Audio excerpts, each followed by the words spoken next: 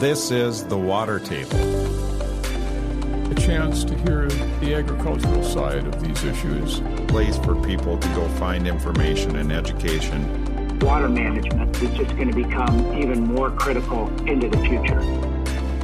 How misunderstood what we do is. I would encourage people to open their minds and listen to this dialogue.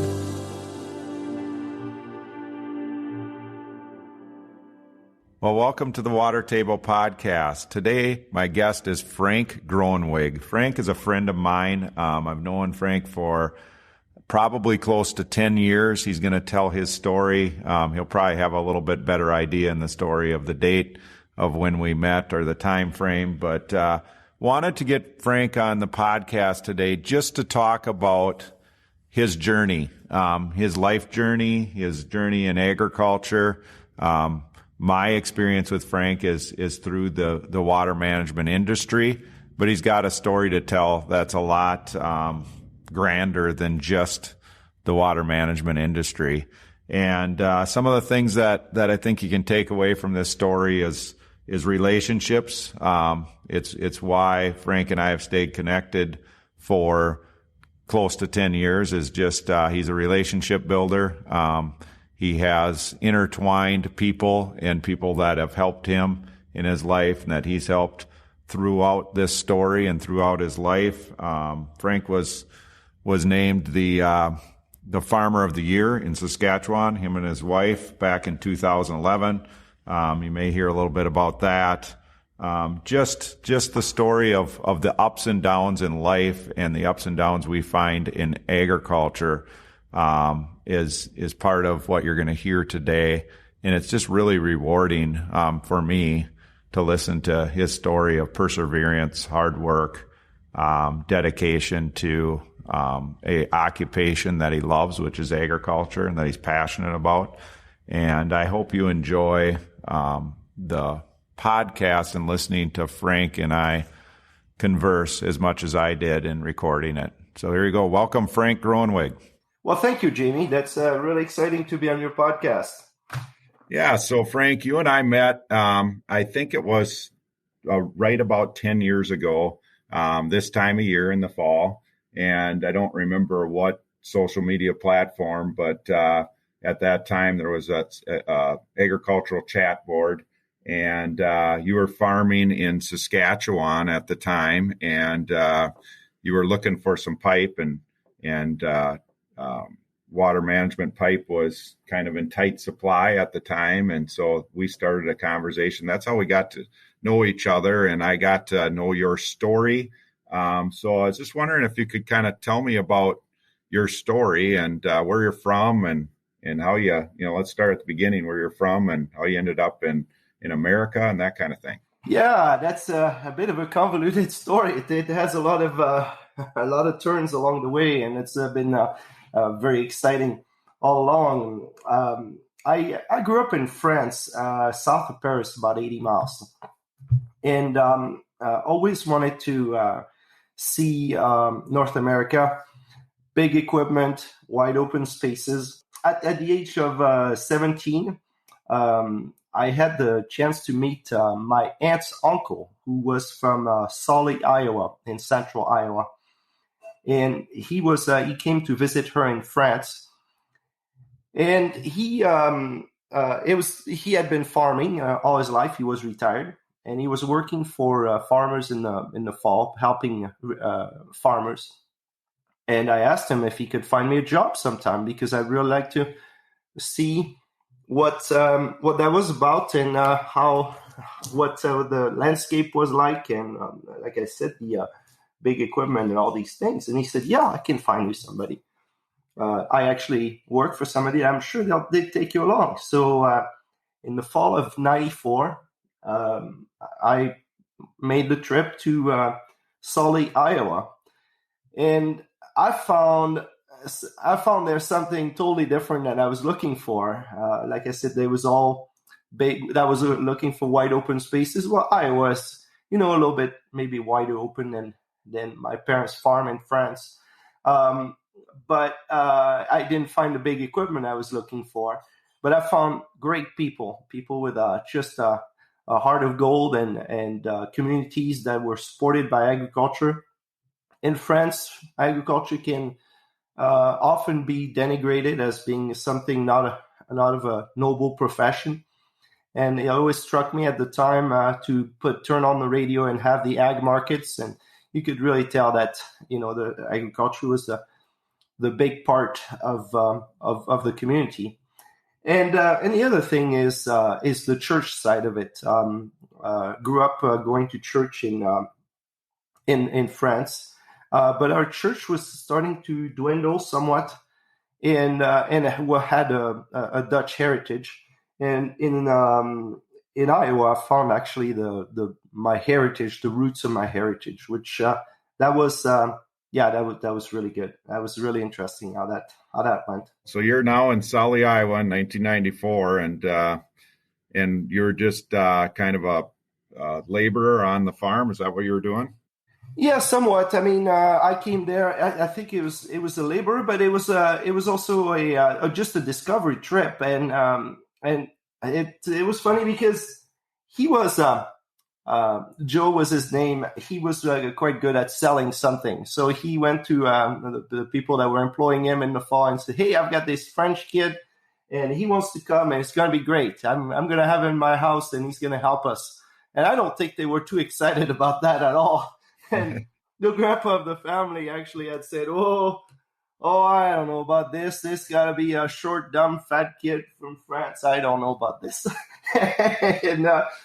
And when I got there, well, I guess he told me later, and it was totally the opposite. And he was actually the short, dumb, fat guy. He said, which was kind of interesting on that one. But we hit it off, and we ended up. He was the grandpa of the family, so his son was farming, and he had kind of retired somewhat and was doing some side businesses. He was into two-cylinders, John Deere two-cylinders, and at the time I was a John Deere through and through fan. I mean, everything that John Deere was a big thing for me. So he'd take me along, just going to check two-cylinder tractors, and we'd go on trip throughout Iowa, and it was just the funnest time. So that first stint then in '94 between Sully and Rock Valley, that was a few months that you were in America before you went back to France? Probably 2.5 months. Okay. And I went back to France, and I told my parents, I'm going back to Iowa, and they weren't too happy about that because I'm the oldest of 5. My dad at the time was farming 500 acres, and really it was kind of slated that I would take over the farm at some point. I mean, it was not written that way, but it was the general understanding. And I said, no, I'm not farming in France. And but there was a letter from the government at the time that for mandatory service. Military service, and basically I had to do that. And I told my parents, I'm not doing that. I'm going to Iowa. Why would I serve a country I don't want to live in? And they said, "You're going." Okay, so the conversation was maybe a little longer than that, but in the end I ended up going do my military service in France, and that was actually an awesome experience. It got me to back up a little bit and assess what I really wanted to do, how I wanted to, what the next steps would be. Northwest Iowa has an interesting industry. A lot of parts are made there, a lot of machining. A&I products, or parts country now with John Deere, is originated there. There's a couple really important salvage yards out there. So agricultural parts are pretty important. And I saw that, and I thought, maybe there's a business here to start. So I put an ad in the French Farmers magazine or paper. It's a weekly magazine. And basically American equipment parts for sale. And at that point, I started to get phone calls. I had gotten myself an apartment, but the time difference is 7 hours. So I would get calls. The farmers would be, 9:00 in France and it'd be 2:00 in the morning in Iowa. And I'd get calls at 2 a.m. and let's start working on that. Oh, all right. Yeah, that was all right. I had also taken I was working for farmers I had taken a bit of a job milking cows at night because I didn't need to sleep at the time. Yeah, you're 20 years old now, and yeah, energy. Yeah. Oh yeah, I didn't need to sleep, so I'd go to work at 10 at night until 2 in the morning, and the phone would start ringing at 2 in the morning. So I'd take a few phone calls, and then it would die off. I'd sleep for a few hours, and I'd start to work on how to find these parts. And the idea was still to be able to farm, but it was pretty difficult to get going. But I was at least getting myself supported, and getting myself to learn something different and start a business that possibly would evolve into something that could help me farm. Right. That business, as a 19, 20-year-old, any amount of money seems like a lot of money.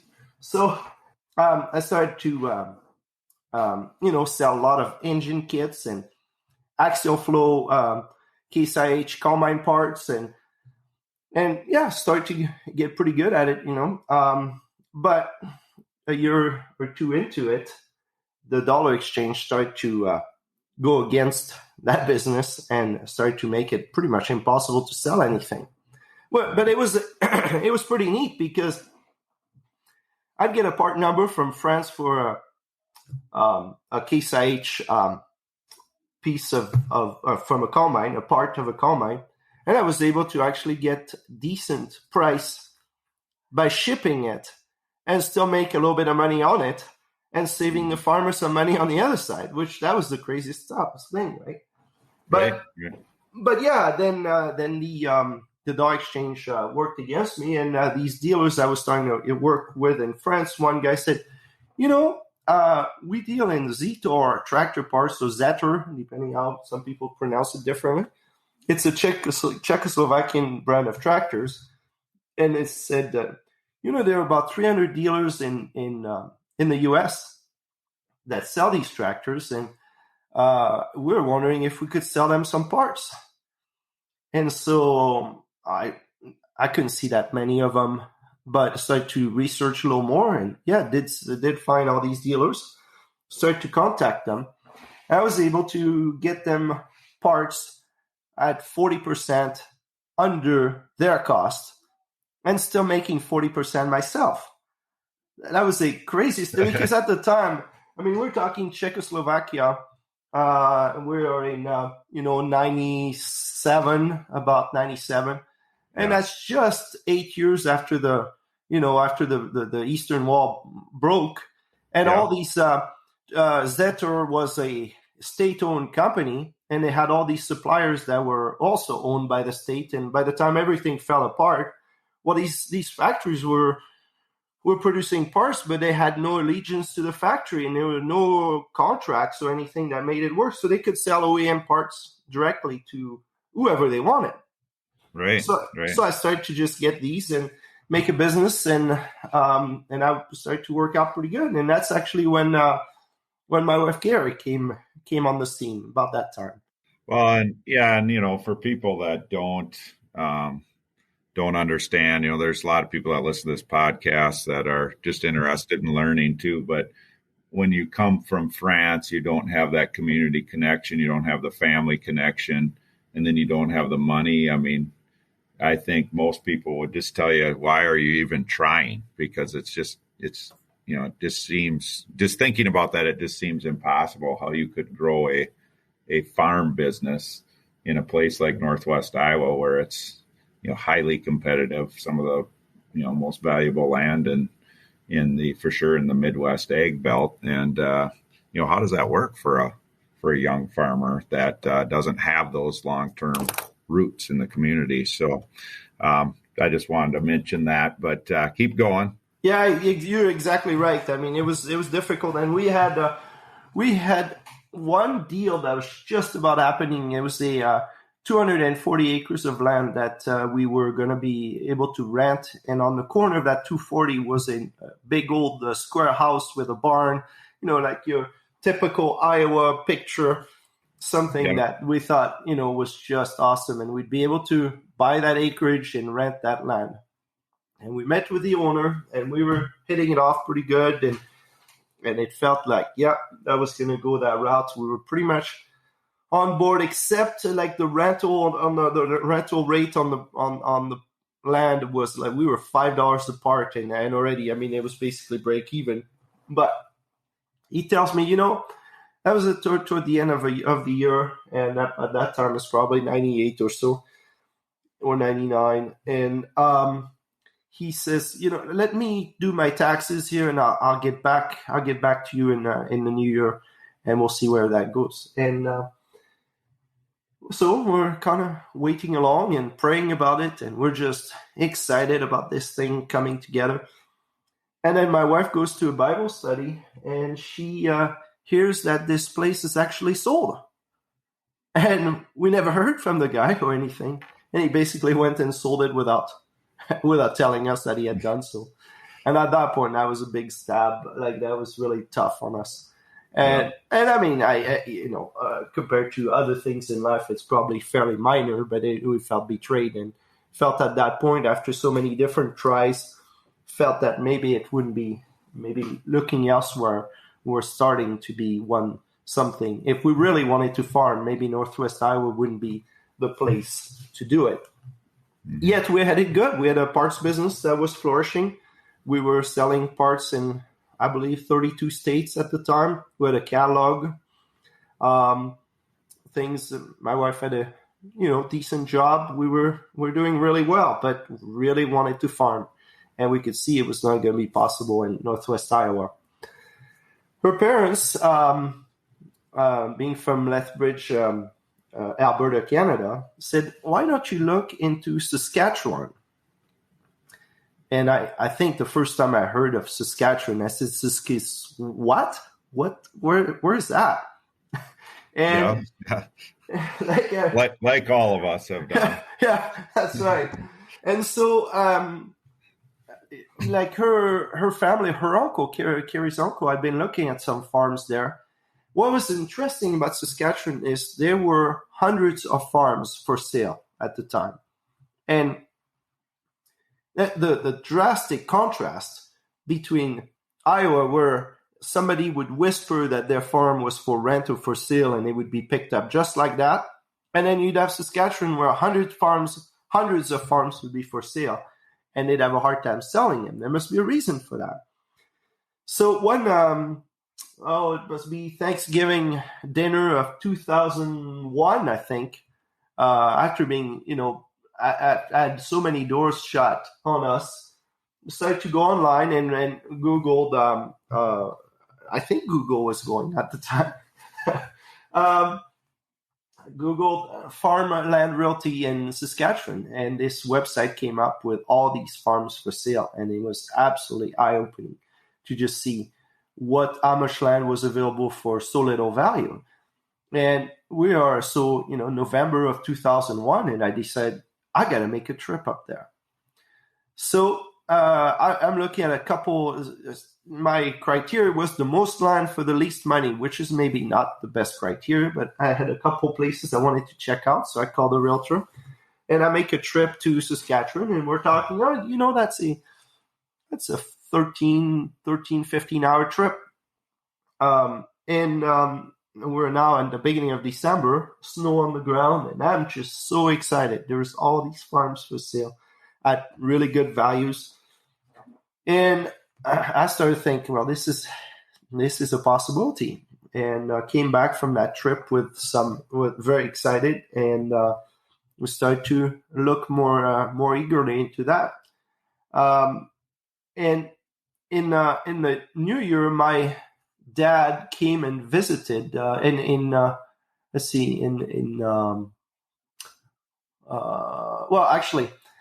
way it went is I made another trip back in April of 2002 and looked at other farms that I had seen on the website. and started to zero in on some that I really liked. And one was by Regina, had 12 quarters of land, so about 1,800 acres, and was close enough to the city. It was a nice block of land, and I thought, but it was totally unreachable. I mean, financially, was pretty tough. And so my dad was hearing about what I was looking at, and our relationship had been strained. I mean, you can imagine the oldest of 5 kids, like I was saying, slated to take over the farm and I kind of throw some cold water on his dream and say, hey, I'm moving to Iowa. Right? I mean, he always had that story of the prodigal son, and for some reason that'd be me. So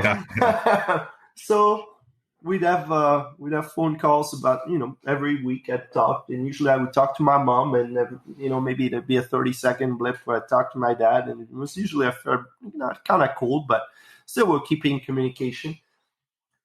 And we start to talk about these farms, and he gets kind of excited about that, and he decides to make a trip. So in July of 2002, he comes over, and he had not met my in-laws, actually, so we decided to make a trip from Rock Valley, Iowa to Alberta.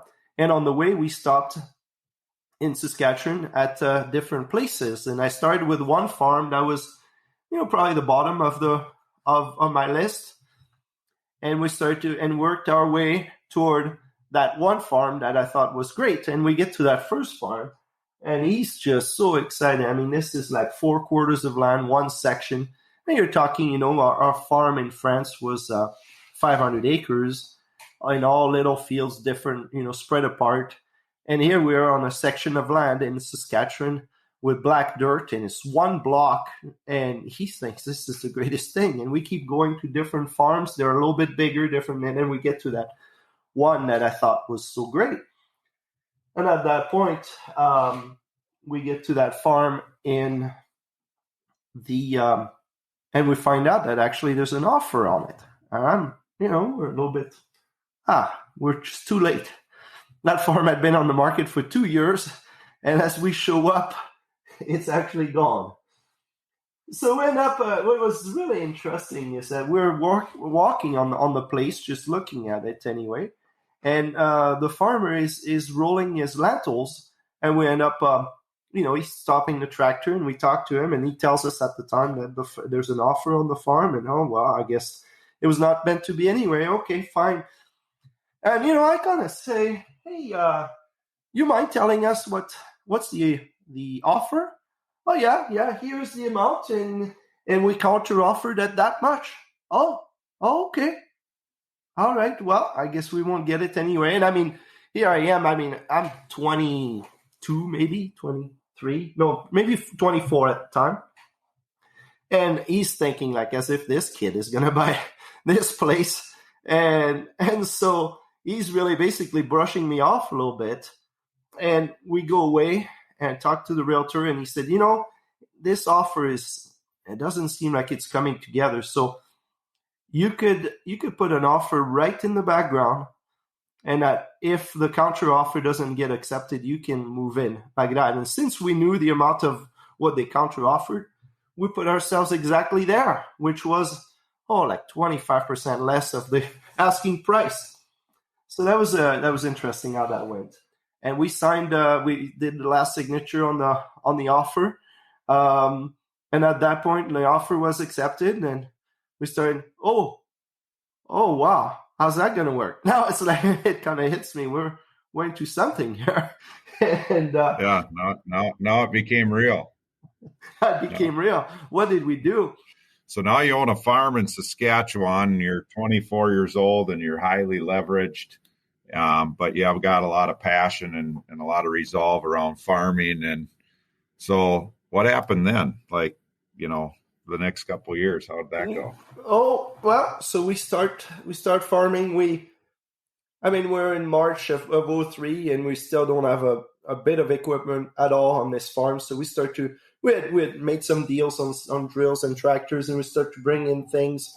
We were very lean. I mean, there's no extra thing. I mean, the toolbox, there's hardly any tool, hardly an air compressor or anything. But here we are.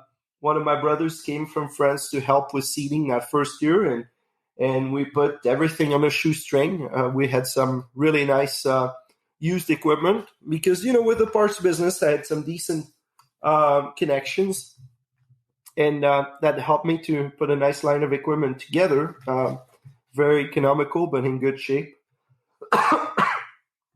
And so that first year starts kind of wet and then turns really dry. But still, we get a decent crop. And, having been a little bit like held back on a leash in Iowa with the fact that you couldn't get any land or anything, and then you get into Saskatchewan, and it seemed like the whole neighborhood is for sale or for rent. There was a farm in the area that it was 1,700 acres that was available for rent. So, well, why not do that? So in 2004, we went from 1,800 acres to 3,500 acres total, and just changed a little bit of equipment, but decided to, in good old fashioned, to just not sleep, because that even at that time that's still not needed. So if you don't sleep, you can do a lot more work, right? So in 2004 we start to actually get a lot of rain, and we have just an amazing crop in July. Durum wheat is like 5 feet tall, beautiful heads on it. Just everything is looking just awesome. And we're thinking, we're going to hit it right here. It's going to be fine. And we were saying, 3 on the original 1,800 acres, we were leveraged to the max. So you just can imagine putting 1,700 acres, what that did to our numbers. They didn't look great at all. But suppliers were, ready to help us with credit and different things. And in August 19 of 2004, we had a frost event that started at 2 a.m. At -3 Celsius. So we're talking about 25 degrees Fahrenheit. And it started at 1 a.m. and went till 8. And basically, it devastated our crop. That durum wheat went from something that could have been 70 bushel an acre down to about 30 bushel an acre, and the bushel weight was, instead of being 60 pounds, was more like 30 to 40 pounds. It was just ugly, and it took us for a loop. It was devastating. We lost so much money in that few hours, and we lost money that we couldn't lose. That was not ours. Some people say, well, then you'd be okay then. Well, no, because if you want to survive, well, you can't just leave bills unpaid. It just doesn't. Some people seem to be able to make it work, but that was a tough time. It was a really tough time. That harvest of 2004, and then what was following with bills piling up and not be able to pay, that was very difficult. Our farm was starting to thrive again by 2007. We had tightened our costs every way we could. And so our costs, we were lean, very lean.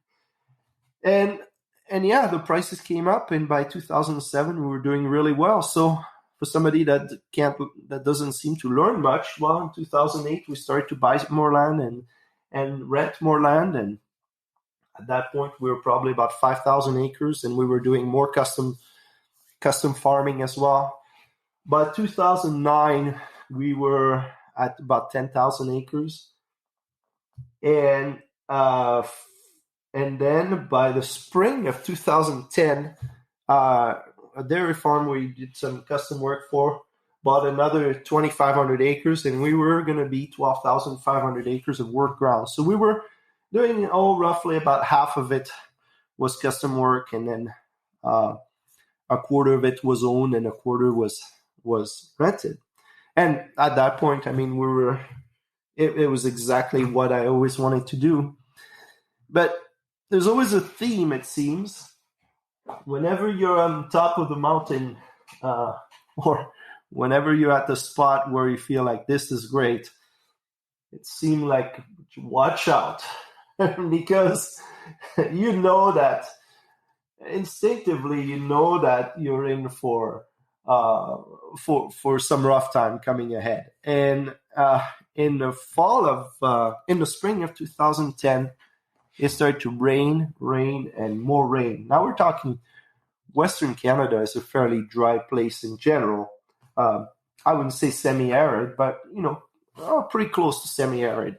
And so generally, people want moisture more than they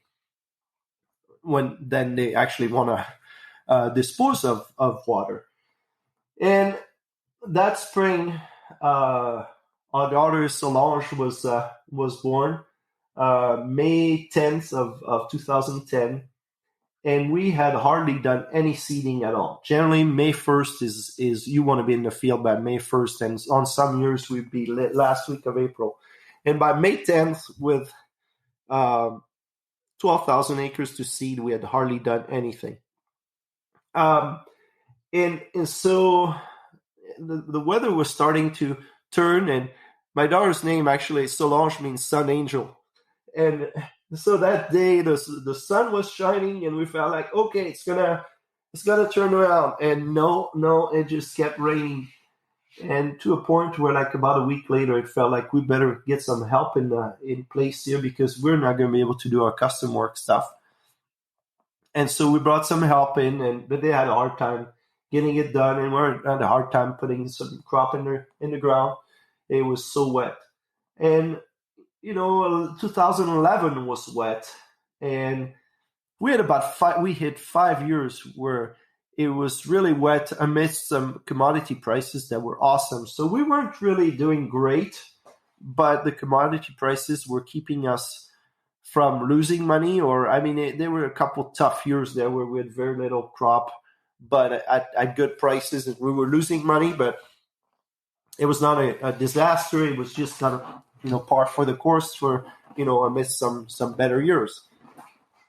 So that's actually when too much moisture came in, and that's actually when we start to think, how do we manage water better?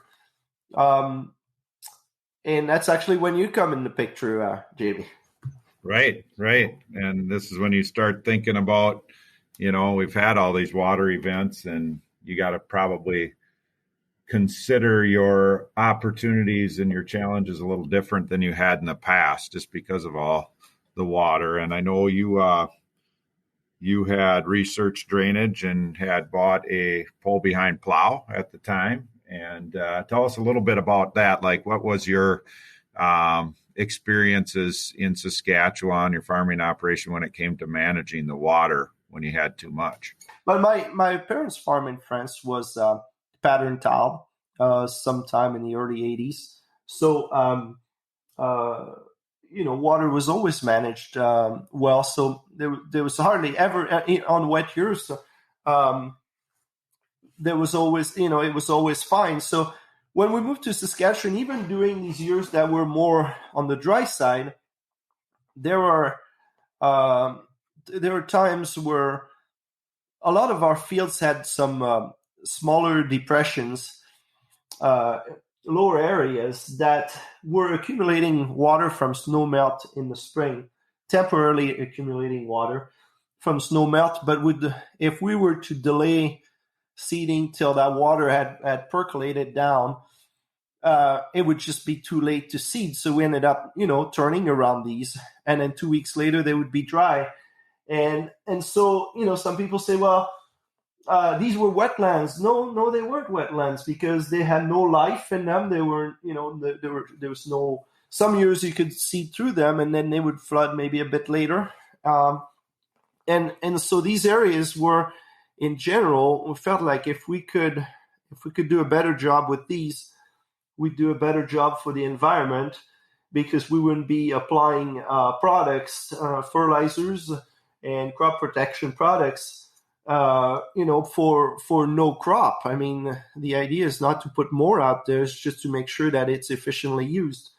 So we started to look at that, and I'd be talking to different farmers and say, well, we don't need that because generally it's a dry place here, and you really want that water when on a dry year. And I felt, well, it's not like you're pumping this water onto the crop or anything. So there was something, even when it started in 2003, that felt like tiling these spots would really be good. And definitely, Northwest Iowa, there's a lot of water management with tiling that happens. And so, there was also that in the back of my mind.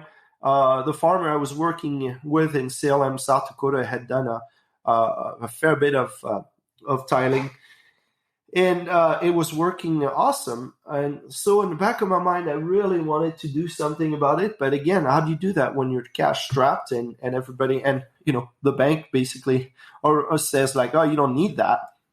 Exactly. They don't know anything about managing water as a banker in Saskatchewan. That's right. So at that point, it's like, well, you have to do it with cash, and when cash is scarce already, well, it doesn't happen very easily. But so you talk about 2010 and 11, and you start to say, hey, we need to do something about this. So as you said, we bought a plow, and we've got all the equipment, and by fall of 11 or 12.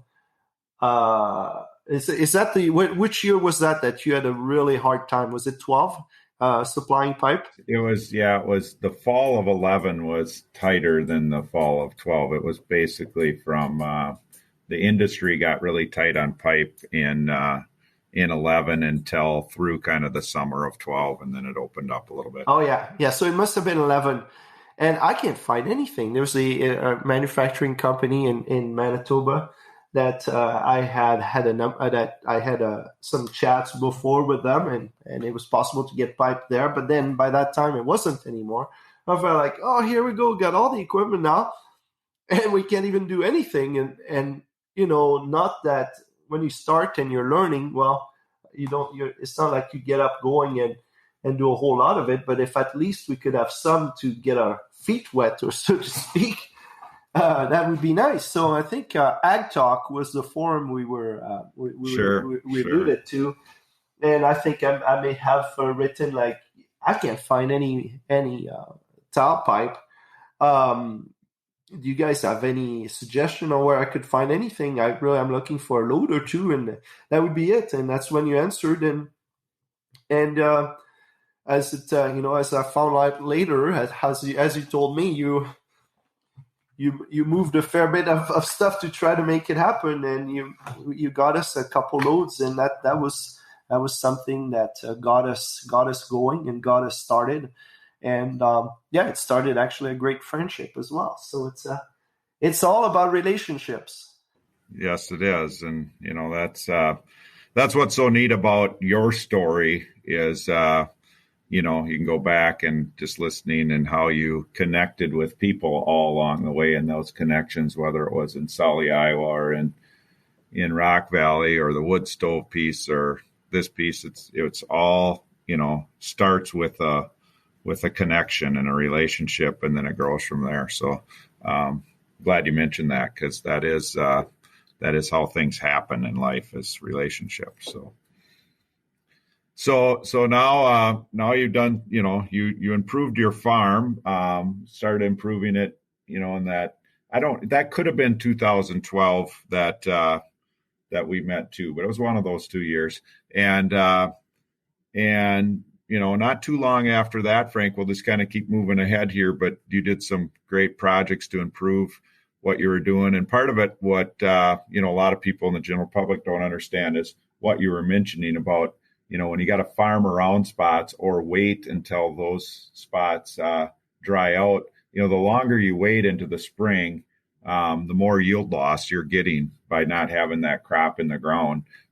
If it gets too late, you just see yield loss across the whole field. So having that uniform crop and that uniform plant date, as early as possible, is really beneficial to the end result of a profitable crop at the end of the year. But so you're doing a lot of things that were, for pretty common practice, like you say in France or in Iowa, or the States, but definitely not common practice at the time in Saskatchewan. And then sometime not too long after that, you and your wife, Carrie, were named Farmers of the Year of Saskatchewan. When was that? That was actually in 2011. So that was basically just right at the time where we got our tiling equipment. Okay. Yeah. Through our accountant, he nominated us for the award, and it's the Outstanding Young Farmers of Saskatchewan award. And it happens, guess when, at the Farm Progress Show in Regina. So it's funny how sometimes some of these things just kind of show up in your, But in 2011, we won the title for Outstanding Young Farmers of Saskatchewan. And that was a really exciting thing, because I felt that our efforts, through all the ups and downs, our efforts were rewarded with some recognition, and it was really a neat time. And what's neat about that award is every year, so a new couple is awarded the title. And so you have people from the 80s up into today, that every year there's a new couple. So you have a network of risk takers, opportunity takers, that successful farmers, yes, that you can go back and connect with. And and so with that, we so every year there are 7 regions in Canada that nominate a outstanding young farmer for their region, and then in December the national competition happens in one of the 7 different regions, and it rotates throughout every year. It rotates. So we ended up competing in Manitoba, and so we met with 6 other couples from across Canada.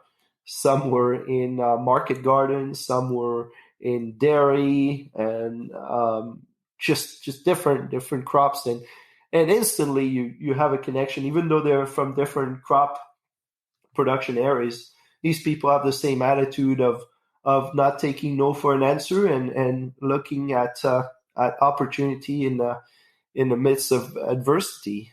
And so it was a great it's a great organization that we've been able to be part of, my wife and I, and we really cherish these connections we have today with these people. So yeah, that was in 2011. Okay, and just for time's sake, you and I could go on and on forever, but after 2011, and that's when you won the award and you started doing some tiling and managing the water on your farm, which showed some really great results from the standpoint of the investment you made and how it improved your land. But then, we kind of just fast forward. You had some really, really good years. I'm sure not every year was, but some really good years through the mid 2000s there, the teens. And then, I don't stay in touch with you real close, but then one day, started hearing some rumors that were really surprising to me. So tell me what kind of took place, in the later 2000, I think it was 19, when you started considering some things, and 20 when it happened. But tell me what happened in your life. Well, as we had been very successful, when we had started farming, we were buying land. When neighbors were saying, "This is nuts. This kid's going to go broke," and for us, it looked like the opportunity was there. I mean, this land was cheap and it was available, and we could rent this stuff. You fast forward to the 2015, 17, 18, something like that, and now these neighbors that had said we were nuts, we're starting to buy land at crazy prices, and we started to say, this doesn't make any sense at all. And it really goes back to, one guy told me, when everybody walk, run, and when everybody run, walk. And I've always subscribed to this contrarian view that it's possibly, try to always do the opposite of everybody else. But we started to be a little bit uneasy about where things were going. Felt also that maybe interest rate would start to go up, and we were borrowing enough money that felt that could be, if interest rates were going up a few percent, it would be more difficult to service the debt. And we felt that there's an opportunity maybe to do something else, but we were a little bit uneasy with where things were going. But then there was a catalyst event. In 2017, November 7th of 2017, my sister-in-law, at 31 years old in France, passes away in a stupid accident in her backyard. And at that point, it's like a lot of people get in that spot where, what are we doing this for? What is this all about? Do we really, is it all about the acres making money? You just really have this realization that something is, I don't know. There's some confusion and some realization, and it's a good time to go through. I mean, I'm not gonna say it was a good time to go through, but it definitely was an opportunity to reassess our goals. And it was a tragic time. I went to that funeral, and leaving 3 kids behind. My brother left with 3 kids. 6, 4, and 2 years old, and you think like, what? This doesn't add up, but that's what that's how it works. And so coming back from France, from that funeral, I went to a farm show in Regina. That's Agribition in the fall. It's more of a cattle show. And I went with a friend, and we stopped at a real estate booth just because he knew the realtor, and we were chatting. And I just started to unload a little bit about what I saw, things about the macroeconomics, some of the interest rate possibly going up, and the price of land, and how things were just kind of nuts at the time. And we went away. And a couple of weeks later, that realtor called me and said, "You wouldn't sell your farm, would you?" No, there's no way. Maybe a little bit uneasy on this, but I'm not ready to sell. And he said, "Would you mind if I put a price together?" And I said, "Well, yeah, sure. That'd actually be good, because that way it's always a good conversation piece with the banker to know what the value would be." And he put a price together, and he came back to me, and I was shocked. Generally, if I'd be, you have an idea of what your land values are in the area, and that's what you have in your mind, but the banker thinks that it's about half that, and that realtor thought it was twice that.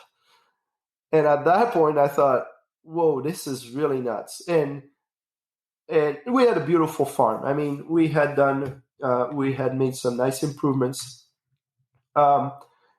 And so it was beautiful, but it was also getting to a spot. We had some bigger farms in the area that were very aggressive, and even though it was very a viable farm at the time, we could see that it could possibly be difficult in the future to access land, and possibly we'd even lose some rental land over time.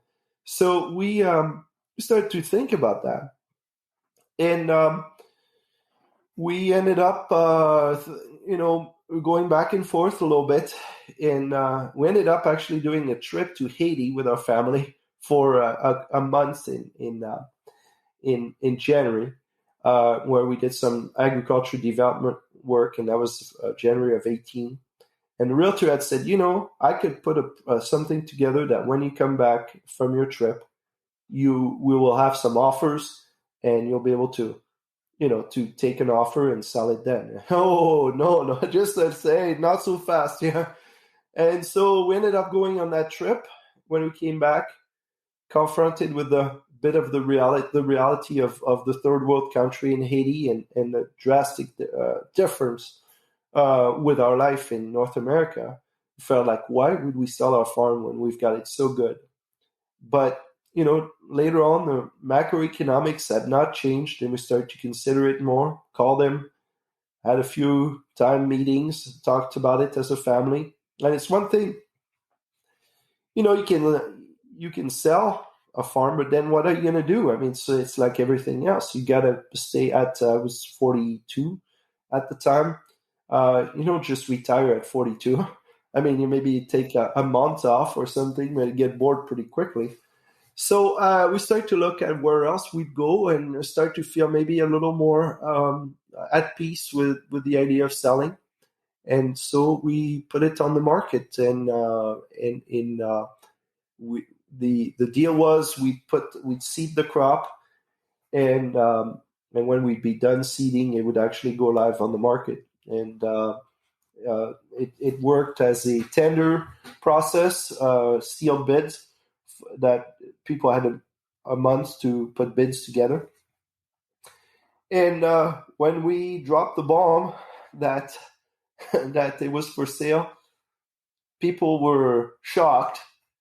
I was probably the last person they thought would ever sell, and they actually thought maybe we had some health problems or things like that, because that just didn't fit the way we had done things.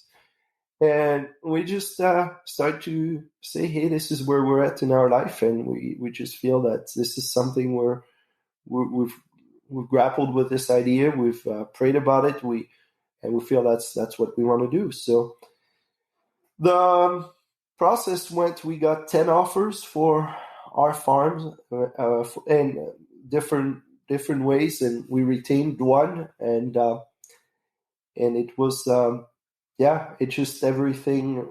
I mean, for anybody that's done any real estate transaction, or for whether it's for a house, there's always some uncertainty from the other person or even oneself being able to get the financing, and it's not done until it's done.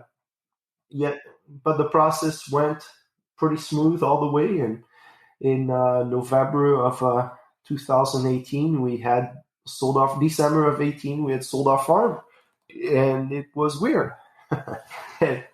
But we were glad with what we did. Yep. And you, at that time, did you know what you were going to do next when you, the day of closing, did you have it planned out or no, not yet?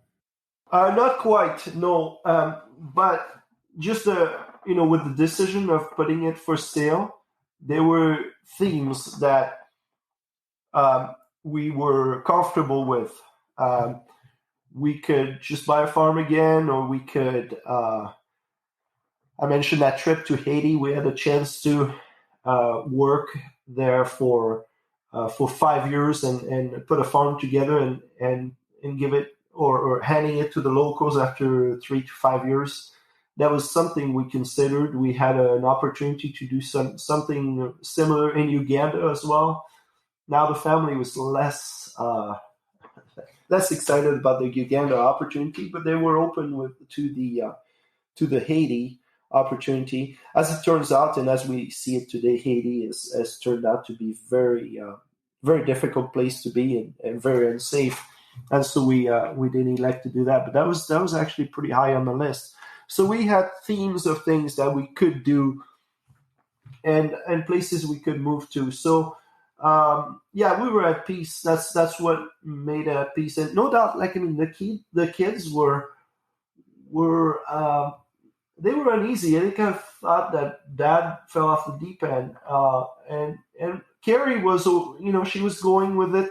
She felt like, yeah, no, that's fine. But I think she also had a bit of her questions on how things were going to turn out. But the general direction we were going, we didn't have a specific thing, but we had a few, let's say, vignettes in the air that if we were selling, it would be okay because we would do this and we'd figure it out. Mm-hmm. And some of this, just from conversations with you too, Frank, some of this, not some of this, all of this, somewhere through this, your faith and you're a very committed Christian, and your faith weaves in and out of this and in how you made decisions too, correct? Oh, correct. I mean, that's all of it.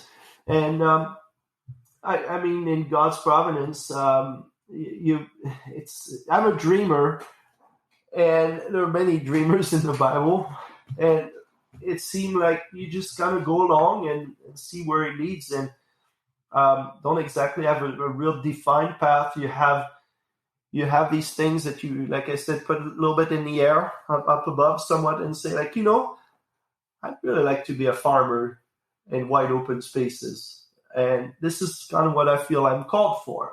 All right, well, let's see. We'll open the doors and we'll open doors till one actually opens up. And we'll try to open doors until one actually opens up. And in prayer, there are doors that just don't open up, and they're there for a reason. They're there to shape us. They're there to form us. Everything that we go through in life is there to form us in such a way that we can be used later.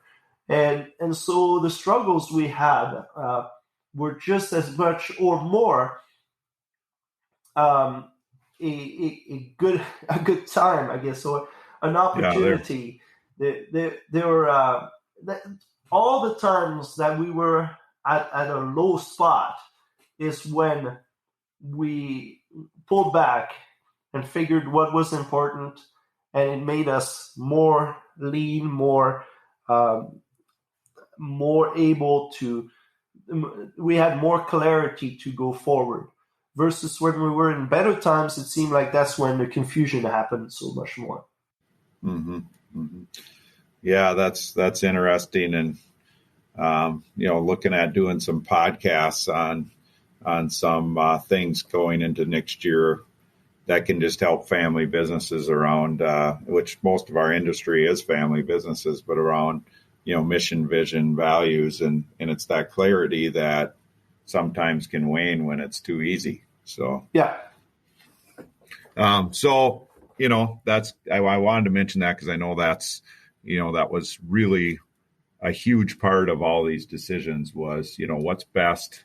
Where is the Lord leading me in my faith, and what's best for my family? And that was part of how you made these decisions. And so, you sold the farm and started looking, and, Montana got pretty high on the radar. Tell me about that. And then, how what was the result of that also? Yeah. So, in fall of 18, we had the farm had closed, and we were doing our last harvest, and we hit into just so like always, we hit a spot where there's rain and snow, and we never know if we're going to finish harvest.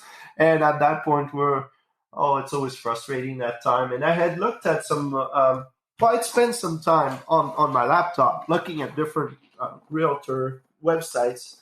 And I'd often be on the couch, and then I'd stand up and I'd say, "Kids, we're moving to blank." It could be just anywhere in the world.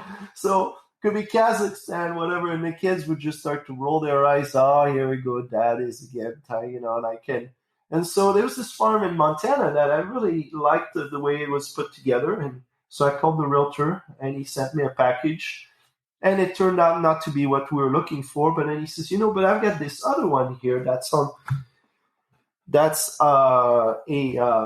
it's a quiet listing, and it's really nice. And he sends me the package, and, reminiscence from the Saskatchewan days. Oh, this is just way too expensive. This is going to be, I wanted to actually slow down a bit and maybe finally get some sleep. But this was kind of a neat thing. So during that weather delay in the harvest of 2018 in Saskatchewan, we decided to take a trip to Three Forks, Montana, where we live now. And we had never been to Yellowstone, and thought, well, maybe we'll check Yellowstone out. And we come on this farm, and we drive down the driveway. And the thing is, we're right in between the mountains. I mean, no matter if you stand in the fields, you have mountain ranges all around. So as I'm looking out in my office window right now, I see, snow peaks. I see, just a wide open space, beautiful yellow stubble. It's just, and we get on this yard, a beautiful clean yard. Kids get out of a suburban, and there's in the back of the house, there's this huge, it's not like the Grand Canyon, but it's our Grand Canyon, let's say. And in between, I mean, it's a little different. I mean, instead of having the void, you basically have farmland, and as far as you can see, and then mountains in the back. And the kids, basically at that point, I think it was their time to say, okay, we get it now. We sold the farm. Yeah. We sold the farm, and if we're going to move somewhere, it's going to be here. And then I just mentioned, this is actually a pretty big bite again. But everybody's at that point, it's like, okay, we've got buy-in from the whole family here that this is where we want to go. And it took a bit to put it together. It took a lot. Well, when you move country, there are a lot of things from a tax standpoint, from a credit standpoint, from so many different things, from immigration. It's a lot of work. Good thing you actually don't know how much work it is ahead of time. We probably wouldn't do it. Sure. But yeah, we put it. Everything came together in March 18. Then you mentioned that date of 2020. We went, we had everything loaded, and we crossed the border again 17 years later to the day. And we moved to our new place here in Montana. So, and that's actually kind of an interesting date. That's actually the day that the border closed for COVID reasons as well. So here we are, just leaving our farm in Saskatchewan. I'm driving semi with our stuff in it. My wife is in a vehicle, and my son in another vehicle. And we hear on the radio the border is going to be closed to unessential travel. And we're calling each other, Gary and I said, well, what's that mean? Well, I think we're kind of essential, aren't we? On the farming end of it. And we get to the border, and the border guards, patrol guards are they don't know what to make of all this. And so it was a crazy day. As we came closer to our farm, we stopped at a place for lunch, and that was in a grocery store deli. The shelves were bare, and we started to think, what's going on? What kind of new world are we moving to? Right. And no doubt it's been rocky. It's down that end of it. It's been a different time, but yeah. Yeah, and so you've had 2 seasons then, two that where you've had 2 years of farming in Montana now, right? Yes. Yeah. Is that going okay? Well, you know what? I was telling you about, being at a spot where everything goes, everything is great. And that, I would say that would be fall of 2018, where everything was great. Or actually, when we moved here, like everything, March of 2020, everything was just beautiful. And we felt like, hey, this is awesome. And at that point, something was nagging me in the back saying, like, this is so good that probably just brace yourself, because it may just, something's going to come up. And we've been hit now with 2 dry years, like really, like 2020 was a fairly dry year with low commodity prices. And it was a fair bit of loss that happened. And no doubt, when you get to a new place, you're learning a lot of things. You're making new connections. You're trying to figure out your way, and you make mistakes no matter what. I think, they were manageable mistakes, but amplified by the dry year. And now this year, we have an extremely dry year. I mean, the National Drought Monitor has 5 different stages, and we're at the top of the most exceptional drought stage. And we had basically 20% of a crop. We're on crop insurance level, but crop insurance never makes up for what you stand to make. So we're at a spot where we've lost a fair bit of money in the last couple of years, and it's getting us to just refocus and trying to see, okay, how do we do this again? So this farm was actually always was linked with the Wheat Montana farm. That's the Wheat Montana farm that we bought, and Wheat Montana is a brand of flour and bread that's sold throughout Montana and other states as well, but definitely Montana. And so we delivered to this bakery, and it's just been interesting how that all works. But we've actually started to look at doing our own flour label, and that's what we're working on right now. And also we got a canola press, and we're looking at pressing our own canola oil and starting a website soon, selling flour, whole wheat flour, and then cold pressed virgin canola oil, and trying to do a quality product. And we've done some tests at a flour mill in Boise, Idaho, the same flour mill that we're installing. And so we've given a lot of flour to friends and different things, and we've got some incredible feedback. We have one variety of wheat that is from southwest France. It's an heirloom variety that the interesting part is when we grind it into flour, we've had people with very high gluten intolerance have been able to actually eat the product and not be sick. So that's very exciting. We're going into that because we, all along, I mean, farming is a way to sustain us, and it's definitely a calling. But all along, from being in Iowa and knowing that farming was the backbone of the community, to me, farming is a calling. I have to bring the best that I have in me to do my job and to make sure that it feeds people in a very safe way with most nutrients possible.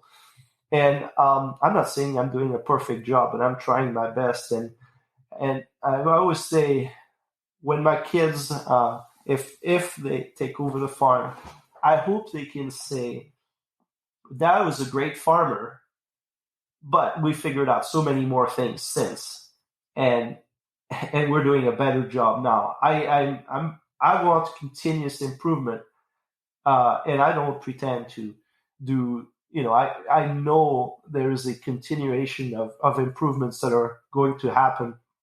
I just hope I'm doing my best at this point. And so to produce a crop that's high in nutrients and have actually health benefits is probably the highest satisfaction that I have, and I truly feel like I'm fulfilling God's plan when I do that. And so we hope that we're reassessing, with having some struggle here, some financial struggle. I mean, we're doing fine, but definitely we've been trimmed a little bit for the last couple of years. Yeah. We're trying to reassess and see how we do a better job. How do we get this back on the rails, and by also doing a better job for agriculture in general and for the general public.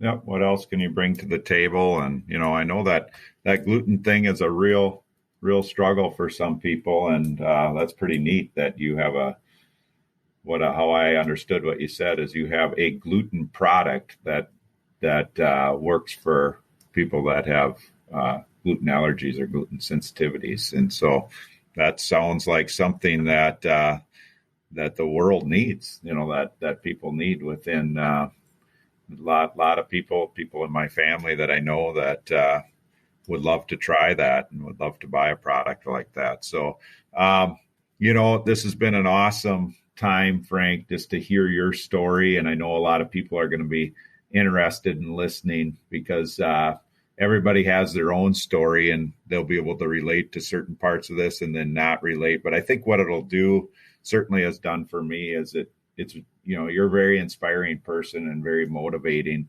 and I just hope that that's what this podcast can do for others that have found themselves in a place where, maybe it's a young farmer that is having a hard time finding land to rent, or maybe it's somebody else, with another issue. Just to hear your story and how you navigated, every few years, it sounds like there was a turn, either a turn where there was a struggle or a turn where you were back on top, so to speak. And I think that for me, listening to that, it's inspiring, and I hope others can feel that way too. And the one thing that, when I've done podcasts or throughout my career visiting with people,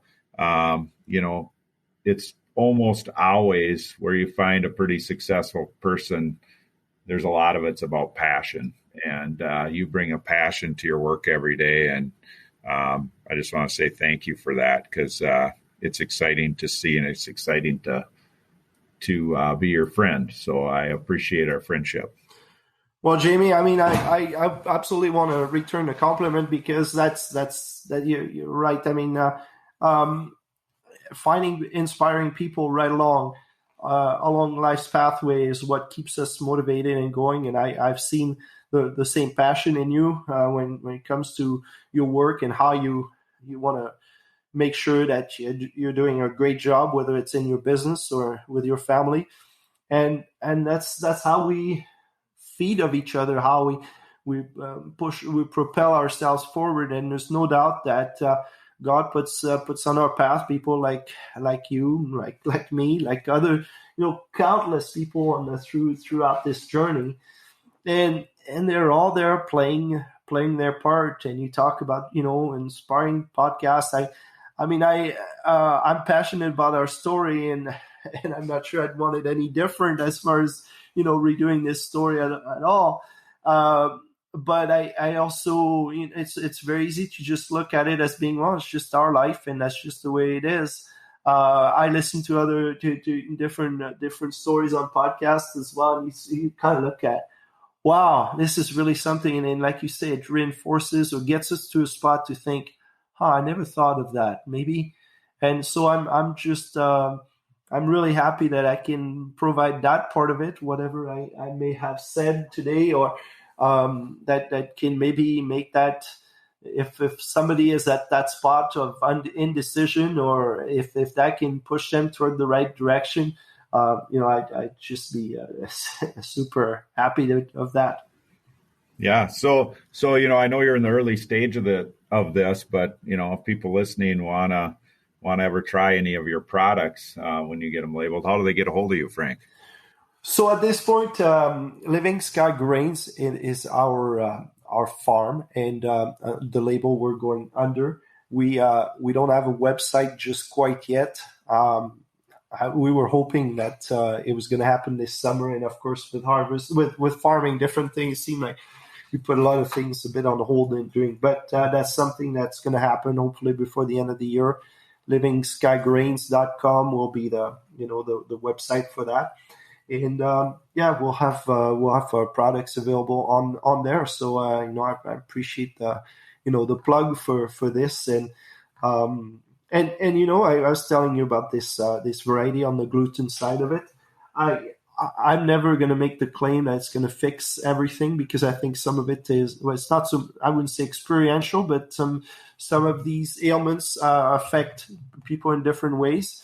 But so far from what we've seen, some of the people that have tried it, it's absolutely amazing. We had this family where they have a son with the Asperger's syndrome, and they couldn't feed.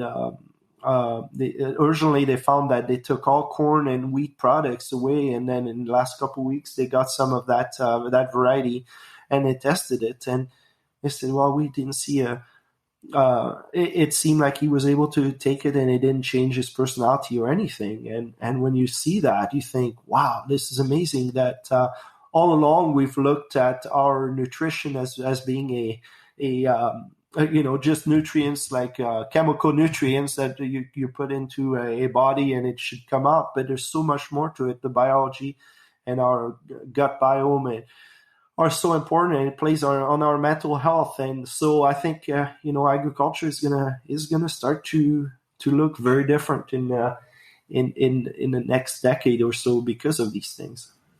Mm-hmm. For sure.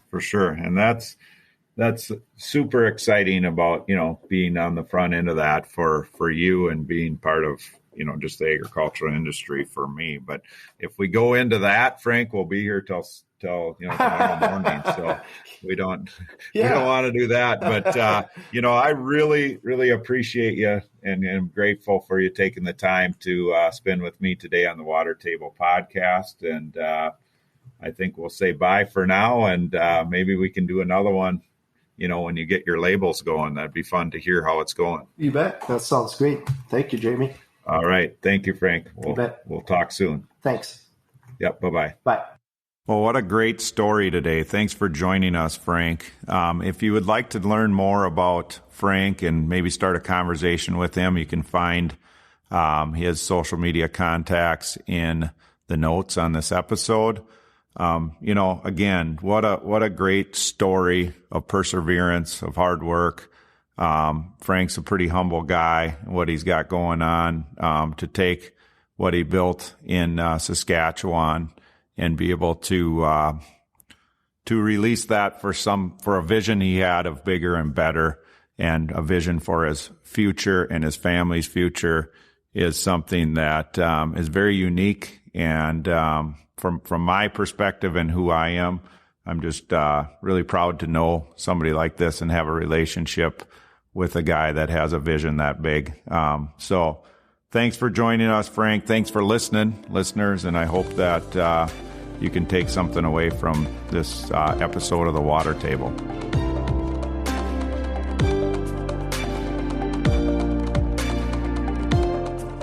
If you enjoy what you're listening to, you can find us on your favorite podcast platform. You can find us on Twitter or Facebook, and you can also find us at watertablepodcast.com. Thanks for listening.